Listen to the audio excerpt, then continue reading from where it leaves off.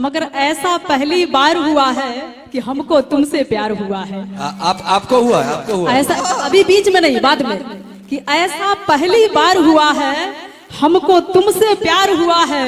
जख्म नहीं है कोई बदन पर, खंजर दिल के पार हुआ है। उनसे भी हाँ, इनसे भी हाँ, हमसे क्यों इनकार हुआ है? अरे सिर्फ निगाहें नीची करके कह दो कि तुमसे प्यार हुआ है, कह दो जी। सुनिए संगीता जी। और अभी अभी अब 2 मिनट, अभी आपने सुना था जब इंदु जी हमारे मंच पे आई थी तो बोल रही थी कि रात दिया बुता के पिया क्या क्या किया, क्या क्या किया। अरे वो आई थी मेरे मजार पे, दिया बुझा के चली गई। वो आई थी मेरे मजार पे, दिया बुझा के चली गई। जो तेल बचा था दिए में वो सर पे लगा के चली गई। वाह वाह, क्या बात, क्या बात है संगीता जी। जी वैसे आपने प्यार मोहब्बत की बात इसने इतने सरेआम महफिल में की है, तो मैं बता दूं आपको, कहते कि मत करो किसी से उतना प्यार जिसे तुम कभी पा ना सको। मत करो किसी से उतना प्यार जिसे तुम पा ना सको, और ना करना कभी कोई वादा जिसे निभा ना सको। मत करो किसी से उतना प्यार जिसे तुम कभी पा ना सको, और ना करना कभी कोई वादा जिसे निभा ना सको। क्योंकि साहब किसका प्यार यहाँ पूरा होता है, इसका तो पहला अक्षर ही अधूरा होता है। जो खुद अधूरा है मैडम जी, आप कैसे पूरा करेंगी बताइए? क्या बात है, पूरा नहीं हो सकता है? क्यों नहीं? देखिए, मोहब्बत में जब तक दूरी नहीं हो, तरफ नहीं हो, दर्द नहीं हो, तो मोहब्बत मोहब्बत नहीं है। पा लिया तो सब बेकार है। कहते हैं कि हर तरफ खामोशी की साया है। अरे जिंदगी में प्यार किसने पाया है? हम झूमते हैं उनके यादों में, पर ये जालिम जमाना कहता है साला फिर ये पी के आया है। हाँ, प्यार आप कीजिए और दोस्त जमाने को दीजिए। को खुद नहीं मालूम जवानी हसीन होती है, और जिस पे दुनिया मरती है वो खुदा की बनाई मशीन होती है। वाह वाह वाह वाह। एक काम जाके मेरे महबूब से कहना, एक काम जाके मेरे महबूब से कहना, 4 मुझे ले जा रहे थे, 4 तुझे ले जा रहे थे। एक काम जाके मेरे महबूब से कहना कि 4 तुझे ले रहे थे, 4 मुझे ले जा रहे थे। फर्क इतना ही था, तू दुनिया बचाने जा रही थी, मैं दुनिया से जा रहा था। बुजुर्गों में भी इश्क का सिलसिला होता है, और संगीता जी आम तब तक मजा नहीं देता जब तक पिलपिला नहीं होता है कि नहीं है? हैं? देखिए भाई जी, अभी उसका सीजन नहीं है।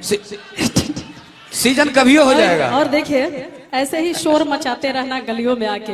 जी। अभी बड़ा जुनून में आकर के वो जनाब शेरो शायरी किए, मुझे भी अच्छा लगा। अभी इन्होंने कहा कि कौन कहते हैं कि बूढ़े इश्क नहीं करते। अरे करते हैं हम लोग, उनके सफेद बाल देख के उन पे शक नहीं करते। मगर सही कहा गया कि उम्र है 55 का, दिल है बचपन का। उम्र बढ़ जाने से कुछ नहीं होता है, जब जागो तभी सवेरा। मैं हूं ना, चिंता मत कीजिएगा। हाँ। और कहते हैं कि इश्क जब हद से हथियार हो गई, तभी ना हमारे इंतजार बेकार हो गई। क्या बात। भेज दूंगी पाकिस्तान के बॉर्डर पे अभी। तो देख लीजिए हमारे फौजी जो हैं हिंदुस्तानी लौट के आने वाले नहीं है। वो भी कहते हैं कि अपने हिम्मत पे उड़ने के कायल हैं हम, मौसमों के हवाओं के सहारे नहीं, रुख हवाओं के बदले हैं हमने सदा, हम परिंदे हवाओं से डरने वाले नहीं। और देखिए मैं कह रही थी कि इश्क जब हद से हथियार हो गई, तभी ये ना हमारे इंतजार बेकार हो गई। जब तू हरियर सिग्नल देले रहलो हमरा कहते में दोसर गाड़ी कैसे पार हो गई। कि चले आइए हम आपको याद करते हैं, क्या बात है। ये वो गुनाह है जो हम बार बार करते हैं। चले आइए हम आपको याद करते हैं, ये वो गुनाह है जो हम बार बार करते हैं। जलाकर दिल में हसरतों के चिराग, हम इंदु जी के आने का इंतजार करते हैं। जी बिल्कुल, लेकिन मैं कहना चाहूंगा कि जुदा तमाम गायकों में नाम है इनका, जुदा तमाम गायिकाओं में नाम है इनका, और कलामे दौर में मशहूर आम है इनका। ये हैं खामे घादरी के खिदमतदार, सर पे है ताज तो इंदु सोनाली नाम है इनका। जाइए भोजपुरी स्टार, मैं इंदु सोनाली जी को आवाज देना चाहूंगा जो आपके बीच उपस्थित होने के लिए जा रही हैं। एक बार जोरदार ताली से स्वागत करेंगे इंदु सोनाली जी का।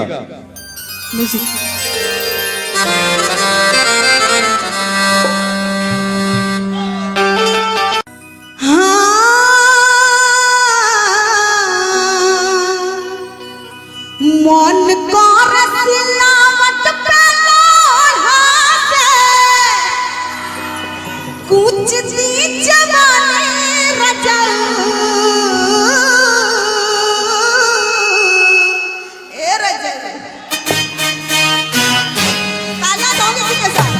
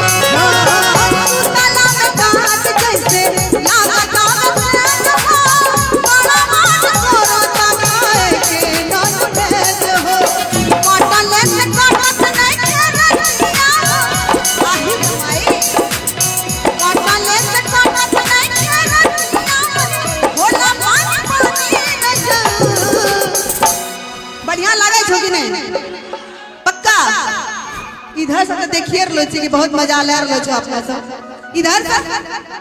लेकिन सर आप सभी से भी रिक्वेस्ट करूंगी, कौन सा संग काटा तारा पानी लगा के मच्छरदानी कौन सा संग काटा तारा पानी लगा के मच्छरदानी कौन सा संग काटा तारा पानी लगा के मच्छरदानी